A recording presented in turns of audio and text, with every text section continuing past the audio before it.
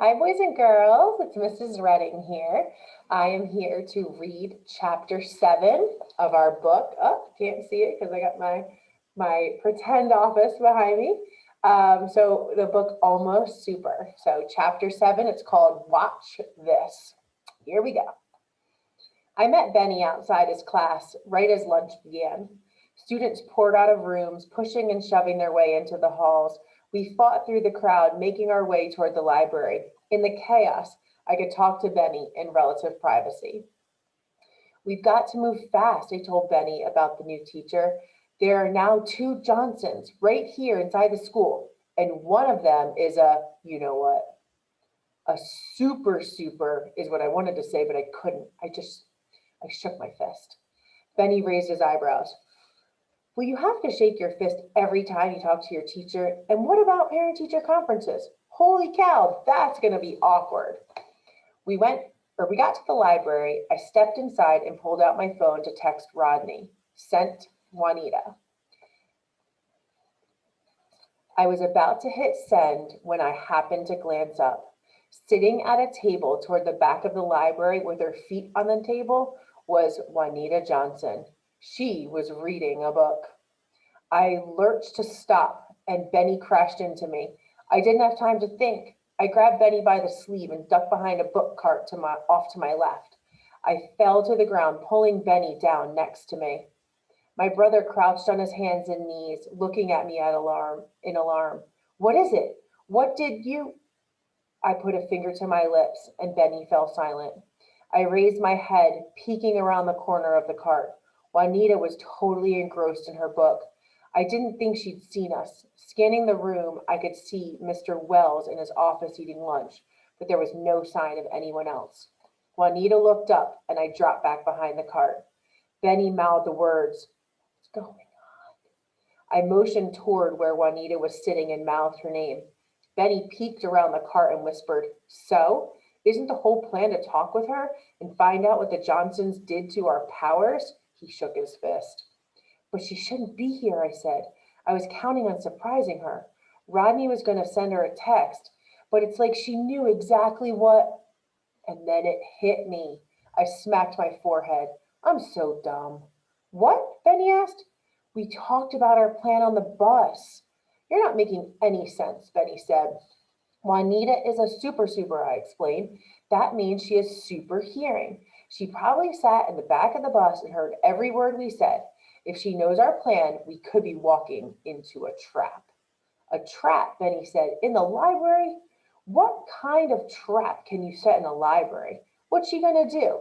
Throw an I love to read poster at us? My brother had a point. As long as Mr. Wells was watching, she wouldn't be able to use her powers against us. This wasn't part of the original plan, I said. Benny shrugged. We'll wing it. Wing it? I took a deep breath. Okay, get ready. I stood up. Juanita was gone. Benny got up and looked around. Well, that's a little strange, he muttered. In front of us was an open area, tables where students could read dotted on the floor. The only way Juanita could have gotten past us was to walk through the door behind us. There was a desk to one side and the door where Mr. Wells checked out books. She left one other place. That left one other place. She must have gone back into the stacks, Betty said. To our right, a large bookshelf divided the open area and the stacks. Our library is a little different from most other schools. One of the parents in the school district made a lot of money selling mechanical bookcases to big universities and public libraries. When they remodeled our school about 5 years ago, the parents donated one of these systems. The bookshelves are mostly crammed together with just a few aisles in between. When you press a button on the side of the bookcase, the aisle in front of you opens up, and somewhere else the bookcase is closed. The good news is this allows you to pack more books into a smaller place. The bad news is a supervillain can use these to her advantage. Benny? I said. Yeah. I think I just realized how Juanita could spring a trap. I pointed to the area of the library into which Juanita had disappeared. With one press of a button, she could smash us flat. Benny shook his head. That's not how it works. There's a safety mechanism that keeps that from happening. If somebody's in an aisle, then the bookcase then the bookcases don't close. Benny, Juanita has all the powers. How long do you think it would take Roddy to disable that safety mechanism? I asked. Benny looked over at me. He opened his mouth, but nothing came out. Then he finally spoke. That's not so good. I hesitated. We were still standing close enough to the door that we could run away. Students were walking through the halls on the way to the cafeteria. Juanita might not dare to attack us in the open, but if we went back into the stacks, we'd be out of sight of both students and Mr. Wells. Benny saw my hesitation. Rafter, he said. If we don't face Juanita now, we'll be afraid every single day for the rest of our lives. This is what being super is all about. I wondered if this was the ferocious courage Grandpa talked about, or if it was the healthy dose of insanity. Maybe it was a little of both. Stay close, I said. We'll go into the stacks just long enough to lead Juanita back out here into the open area. Got it? Benny nodded. A long bookcase stood before us. On the left was a walkway leading to the back into the stacks. A large mural of split rock was painted on the wall. On the right was another walkway, also leading into the stacks. I walked slowly down the hallway to the left. I kept my eyes trained right, searching for Juanita. When we searched the back wall, we still hadn't seen her. Where did she go? Benny asked. She must be hiding on the other side, I whispered. Either that or she's invincible. We stood in the corner of the stacks with the mural behind us. I felt more than a little claustrophobic. We could scoot to the other walkway, but that meant walking between a bookcase and a solid brick wall. Juanita would be able to close the shelves on us. It's like being stuck between a rock and a bookcase. Benny was trying to be funny, but his voice sounded nervous. I took a step into the aisle. There were about 3 feet between the brick wall to my left and the bookcase to my right. The shelves didn't move fast, but Juanita might have modified that as well. The bookcase loomed like a wave waiting to crash over us. I took another step, and then another. When we were halfway back down the aisle when I heard Juanita's voice pierce the quiet library. Show me what you've got, villains. Make your move. I stopped dead in my tracks. My brain could register what she just said. Or my brain couldn't register what she just said. Benny spoke from behind me, calling into the shelves. Who the heck are you talking to? Again, Juanita's voice floated through the library. It hissed in my ear. To the villains in this school, Rafter and Benny Bailey. I heard what sounded like a spitting noise. Benny twirled his finger around his ear and mouthed the word. We're not villains. I felt like an idiot for stating such an obvious fact. I also felt like an idiot talking to a bunch of books on the shelf. My words were met with a burst of laughter. Right, not villains. You boys must think I'm a moron. Now that's the first thing you've said that makes sense, Benny said. The floor began vibrating under my feet. The shelves were moving. Aunt Verna once told me that a little bit of knowledge never hurt anybody. But Aunt Verna had never been trapped in the stacks with a super. We were about to be crushed by knowledge.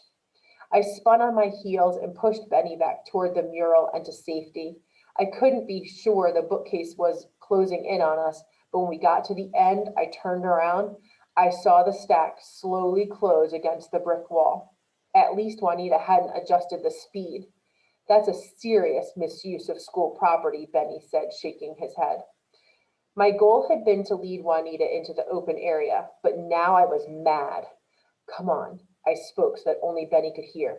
We're done being pushed around. I walked past several bookcases until I came to an open aisle. I took a few steps in and then bent over, peering between the books on the shelves. I saw a pair of jeans among the stacks. Juanita was 2 aisles in front of me, walking carefully towards the mural. I stood up and moved in the opposite direction. I wanted to circle around and come up behind her. Benny followed. Lie all you want, I said loud enough for Juanita to hear me. The Baileys are the upholders of the truth and justice in Split Rock. So you Baileys decided to destroy the White Knight diamond in the name of truth and justice? There was another spitting sound. No, we kept you from stealing it. I got to the end of the aisle, turned around the corner, and entered the aisle where I'd seen the jeans. Juanita was crouched down looking between the shelves. I wondered why she wasn't using her x-ray vision. When she spotted me, she stood up straight, knowing she'd been caught. Her face flushed for a moment. I thought she looked uncertain. Then she scowled and folded her arms across her chest, her dark curly hair falling over both shoulders. Juanita Johnson did not look nice. I could almost imagine fire or lasers or lava shooting out of her eyes. I had to will my feet to stand firm. Benny came and stood next to me, and that helped. Oh, that's a good one, Juanita said. Break into a museum, destroy a national treasure, and then try to blame it on us. Your family is always involved in evil plans, she continued, like the battle last fall when you tried building the giant laser in the thermal underwear factory. A laser in a thermal underwear factory? Can you even hear how crazy you sound? Why would anybody do that? Because you Baileys are all crazy. Juanita turned her head and spit. There was a garbage can in the general direction she turned, but I doubt she could be that accurate. That's just like vandalism, Benny said. You might as well spray paint the mural. I wondered how I could get Juanita back out in the open, and then I realized I could beat her at her own game. I reached up, pressed the button on the side of the bookcase. The grinding under our feet resumed as the stacks began to slide. I ran toward the open area of the library with Benny on my heels. I cleared the end of the stacks and froze. Mr. Wells sat at his desk talking to my new teacher, Mr. Johnson. Back into the stacks. This game of cat and mouse was getting intense, and there were too many cats. To leave the library, we'd have to walk right past a supervillain. But if we kept running around inside the stacks, we risked bumping into a supervillain. We couldn't go left or right. We couldn't go forward or back. That only left one option: up. Finding an open aisle, I placed my foot on the lowest shelf, testing its strength. I climbed hand over hand until I got to the top of the shelf. Crawling on top of the bookcase, I turned around and motioned for Benny to come up. He started to climb. Benny was almost to the top when I heard a familiar rumble and looked down. The bookcases were closing in on him. Benny, I whispered, give me your hand. I can't. Benny clung to the bookcase. If I give you my hand, I'll fall. Oh no, I'd forgotten Benny didn't like heights, but there was no time to argue. Lying flat on my stomach, I grabbed the opposite side of the shelf with one hand and reached down with the other and grabbed Benny's belt. I pulled hard, hauling him up out of the aisle. The stacks closed together, just missing his right leg. Benny and I lay flat on the shelves. My brother gasped and hung on for dear life. You just gave me the mother of all wedgies, he said, and I can't even let go to straighten things up. I got to my feet, crouching low, so I wouldn't be seen by Mr. Wells or Mr. Johnson at the front of the library. Juanita had to be farther back into the stacks, which meant there was now a gaping chasm between her and me. I looked down. The carpet didn't look that soft, and if I was caught jumping on top of the bookcases, somehow I didn't think Mr. Wells would be too happy about that. But I was a superhero. Risk was part of the job description. I spit into my hands and wiped them on the bottom of my shoes. I didn't want to slip on the dusty bookcases. I stepped to the edge of the shelves, bent over, and jumped. Just as I was airborne, I heard the bookcases rumble. My instincts took over. The shelf I was jumping to was sliding forward, and now I was headed to an empty space. I collided with the side of the shelf, unable to stop. I pushed myself off almost as soon as I touched it, and instead of falling into the new aisle that was opening up, I went farther than I meant to and landed on top of a group of bookshelves, rolling onto my side. Luckily, there were 5 shelves pressed together, and I had time to bring myself to a stop. Benny was still hanging on to the top of the first bookcase for dear life, but he managed to give me a thumbs up and a grin. I pointed to my eyes with 2 fingers and then to Benny. I motioned in the direction of Mr. Wells and Mr. Johnson. I wanted Benny to watch and give some kind of signal if either of them moved. Benny nodded and scooted to where he could watch. I only hoped that he understood. I was covered in thick dust and felt a scratch in my throat. I resisted the urge to cough as I crawled under the top of the bookcases. Finally, I came to the next open aisle and looked down. Juanita crouched below, peering between shelves. She was hunting us, all right, but why wasn't she using her super hearing or speed? Maybe I could be a little more bold. I thought back to what she said about the battle of the thermal underwear factory. I remember that battle. Swinging my feet over the bookcase, I took a deep breath, pushed off, and dropped to the floor. I landed 2 feet from Juanita, and she was rewarded with a look of alarm. Juanita stumbled and fell, landing on her rear end. She scooted back on her hands and feet. I spoke calmly to show I was in complete control. We got a call from a citizen telling us you were smuggling illegal weapons into the country. Juanita scrambled to her feet, glaring at me. I kept on talking. And your family was storing them in a factory? That was one of our greatest battles ever. We beat you, even though we were down by 3 people, because Uncle Ralph and his family all had dental appointments. I don't know what I was expecting. Maybe for Juanita to attack or for her to keep telling lies. I was ready for anything, except what happened next. Juanita softened. The anger in her face diminished and turned into confusion. We weren't smuggling weapons, she said. What are you talking about? The thermal underwear factory? Juanita looked like she was trying to read my mind. We got a call from a citizen warning us that you were building a laser. We saved the day by destroying the machinery. I shook my head. No, I'm pretty sure that machinery was what they used to make thermal underwear. Juanita got to the end of the aisle. Don't try to confuse me, Rafter Bailey. She turned her head and made a spitting noise. This time I thought I heard something hit the plastic lining of the garbage can. Juanita pointed at her chest with a thumb. We are the superheroes. You are the villains. She reached over to the shelf and pressed the button. I was still in the middle of the aisle. No time to reach either end. I jumped back on the shelves and started to climb. The bookcases were closing together.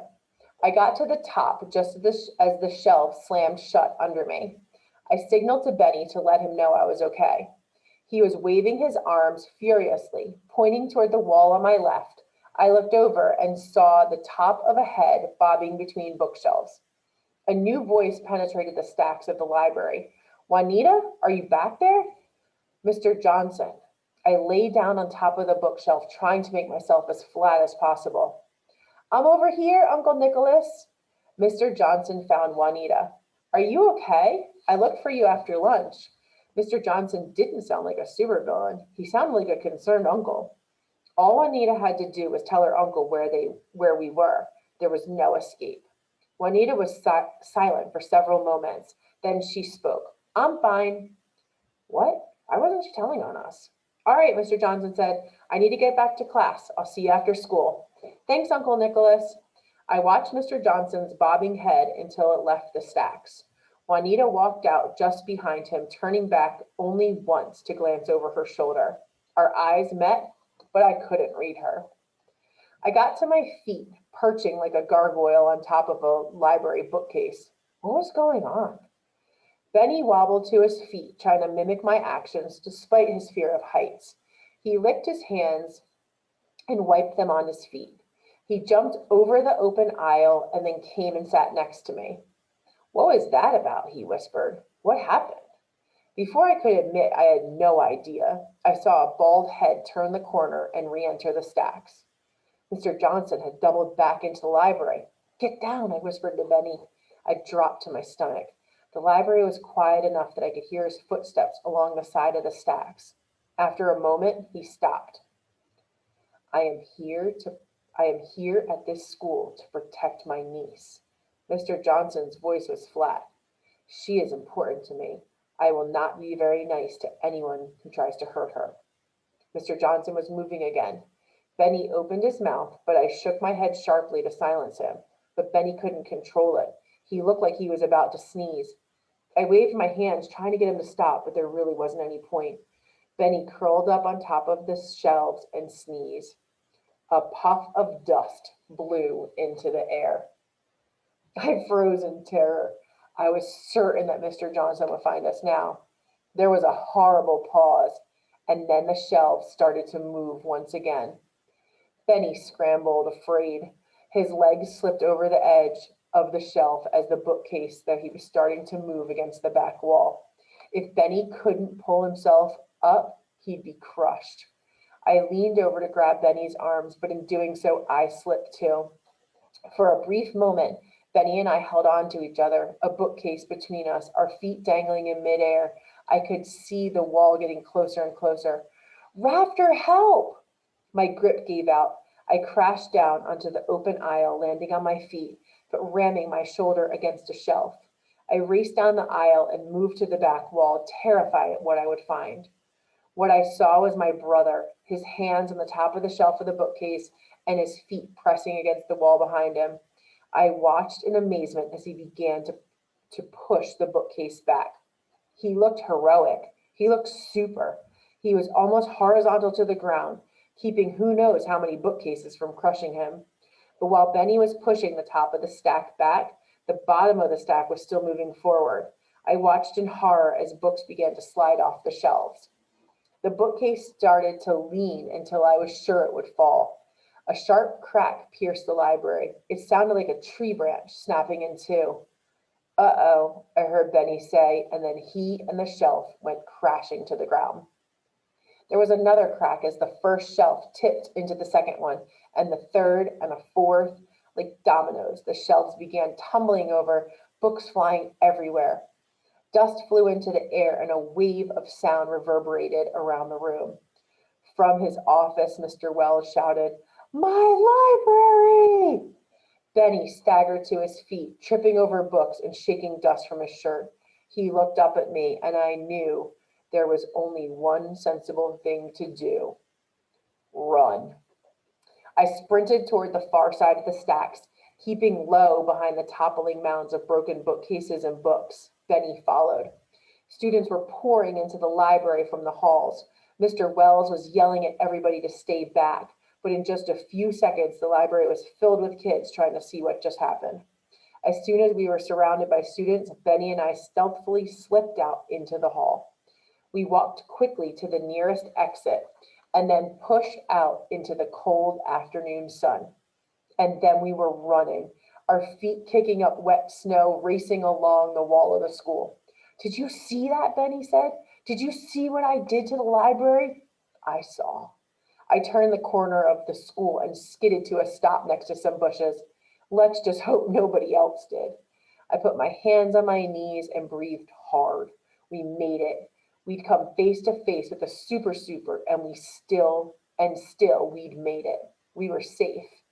And then I heard feet crunching in the snow, and before I could move, Juanita was upon us. Hope you enjoyed chapter 7.